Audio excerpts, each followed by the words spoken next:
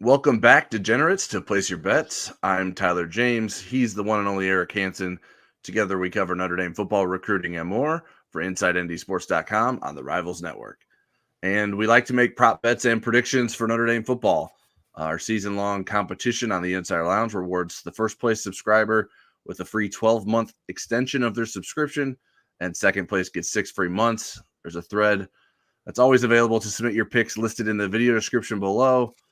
We had a season-high 8 subscribers, 7 plus Eric, hitting all 5 of their prop bets in the Louisville game. So congrats to Kurt VI 95, NWI Irish 96, Red Rocker 44, Jimbo 32, TCND 543, ND Rocket 21, and Colorado Irish.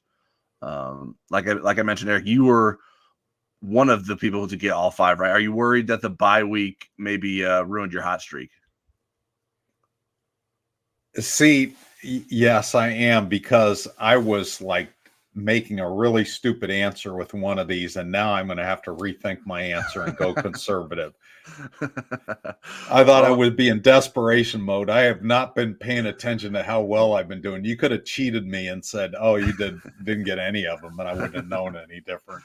I get everything documented. So if everyone ever challenges, so how many did you get? I don't even remember what I got. I didn't even write that down, but I haven't been doing as well. I'm farther down. We have a 2-way tie for first place with JBM 19 and Parvin 70, both having 19 correct on the season. So we're both chasing them, and I know you're a bit higher up in the standings than I am. So I think whether it's the bye week or something, I need to reevaluate my choices here, and let's knock off the rust with our prop bets for Notre Dame's home game against Stanford. Okay, I got to tell you one thing though, Tyler. All right. On the open date, I did eat a cheeseburger. All right. We'll see if that helps with or pepper harms. Jack cheese. Helps or harms your picks today. First one is more carries for Notre Dame quarterback Riley Leonard or Notre Dame running back Jeremiyah Love. Yeah, so they're really close in carries. There's 2 that separates them. Riley has 2 more than Jeremiyah. There's certainly been a call from the fan base to give more carries to Jeremiyah. But so much of it is that determined by the read of the defense and the way Stanford's going to play. I think Stanford is more concerned about Jeremiyah running, and there will be better reads for Riley, but I'm going to go counterintuitive here. And this isn't the stupid daring one. I'm going to go counterintuitive and say Jeremiyah Love is going to get his carries in this game. And I think Riley Leonard may get pulled earlier in the game than Love as well. So we'll see. All right. Well, because it was not a competitive game. Right. Yeah. I'm going with Love as well. Love hasn't had more carries than Leonard since the season opener. The Texas A&M game was the last time in a single game that Jeremiyah Love had more carries than Riley Leonard, but they've been very close. It was 11-13 in the Louisville game, 11-12 in the Miami, Ohio game, 10-11 in the Purdue game. So they've been basically neck and neck every game. I think, to me, one of the bye week ahas for Notre Dame should be, we got to get the ball to Jeremiyah Love more. Now, maybe they do that in the passing game more, but I do think they'll start this October with giving a healthy dose to Jeremiyah Love. So I'm taking Love in this instance. Okay. All right. Next one we have over under 1.5 touchdown passes for Riley Leonard. So pass defense is Stanford's biggest weakness. They've given up 11 in 5 games, so that average should be a little bit over 2. Riley had 2 in his last game, giving him 3 for the season. I'm going to say over. I'm daring today. Yeah, I'm going over as well. I just, as we'll find out through the rest of these picks, I'm just not very confident in Stanford's ability to do much defensively against Notre Dame. And I think that the timing of this coming off of Notre Dame's bye week isn't ideal for Stanford either. But I just think the Stanford defense is so bad, even though Riley Leonard's only done this once so far this season. Maybe he even matches his season total with 3 touchdown passes against Stanford. So I'm going to take the over. Well, and they do give up things. They do give up things schematically to be good in rush defense. I mean, probably they overdo it, I think. So, all right. Our next one, who will lead Notre Dame in tackles? now this is the one that I was going to get silly on, but if I'm tied for the lead or it was tied for the lead, so my pick was going to be Ben Morris, and I thought they were going to throw to Ayamaner, Alec Ayamaner a lot, and who knows? I mean, maybe Christian Gray gets him instead of Ben Morris. And I thought, and they're going to want to get Ashton Daniels out on the edge. Ben will be in run support. I'm really overthinking this.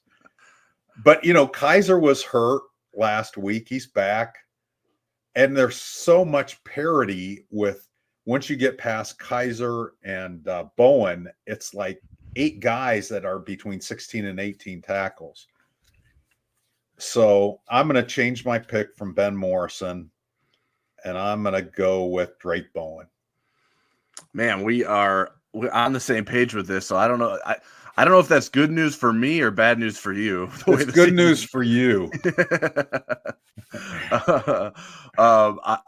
Like you mentioned, Kaiser's the leader for the season, but I just really like the way that Drake Bowen has been playing lately. I think he is an ascending player in Notre Dame's defense. He's as good of a candidate as anyone to be chasing around Stanford's running backs and quarterbacks. Like you mentioned, I think Stanford may end up trying to throw it quite a bit, but I think there'll be enough opportunities for Drake Bowen to make plays in the running game or even as a pass rusher to lead the Irish in tackles on Saturday. All right, next up, over under 3.5 receptions for Notre Dame wide receiver Beaux Collins. He's kind of due. And again, with Stanford not having a great pass defense, I think he's going to be on the field enough to get the higher number. So I'm going to go over. I think he's due for a bigger game. All right, I'm over as well. Yeah, he only had 1 catch against Louisville, but I expect him to bounce back. He's had at least 4 catches in 3 of Notre Dame's 5 games. I think that this is an opportunity for Beaux Collins to continue to establish himself as the leading receiver in Notre Dame's offense and maybe bring some more dynamic plays to the offense as we've seen some glimpses of, but maybe not enough of to this point this season. All right, next up, over under 4.5 carries for Stanford running back Sedrick Irvin. So I think he's had 16 in 5 games, which would put him under that number. And Sedrick was a guy that was verbally committed to Notre Dame for a while, and it felt like Notre Dame kind of lost interest in him rather than the other way around. So I'm sure he'd love to have a bunch of carries and do well against him. He didn't play in the game last year out in Stanford. I'm going to say under. I know that Micah Ford, their really good freshman running back, is questionable, but I don't think Irvin is going to be the guy they turn to, even if he's not full go. So I say under. I'm going over. To me, like in looking at this game, I just feel like there's so many things that are setting up good for Notre Dame that there's going to be something that's going to annoy Notre Dame fans. And so this is what I think will be it. It will be Sedrick Irvin, the former Notre Dame commit, getting a lot of carries, not necessarily having a huge game, but at least being a nuisance to Notre Dame's defense in some ways. So I'm anticipating that. Maybe it just feels like not everything can go right for Notre Dame. So I'm going to go over for 4.5 carries for Sedrick Irvin. I think the thing that will annoy Notre Dame fans is they will play heaven is a place on earth at some point during the game. All right. Our fun one for the week. Will we get any news on Saturday on the extension of the Notre Dame Stanford series? I feel pretty safe saying no.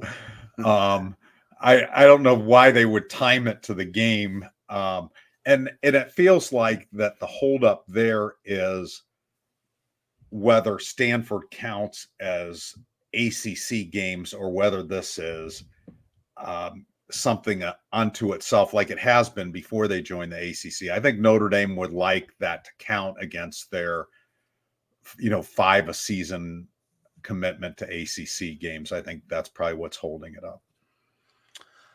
I'm going to go with yes. Maybe it's another thing. Like, I just feel like, okay, well then you do that one. That's what I'm anticipating, having to get stuck with writing a story about a game extension while we're trying to cover an actual game. But I don't know. It's like the clock's ticking, right? They have to have a resolution of this at some point soon. So why not make it final now? So I don't have any insight to indicate that that's what will happen, but I'm going to take a stab and say that we will get news on Saturday and interrupt our relaxing game watching experience.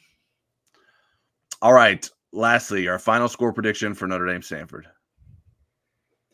I so wanted to say something in the 40s for Notre Dame, and I'm chicken. So I'm going to go 38-10 Notre Dame.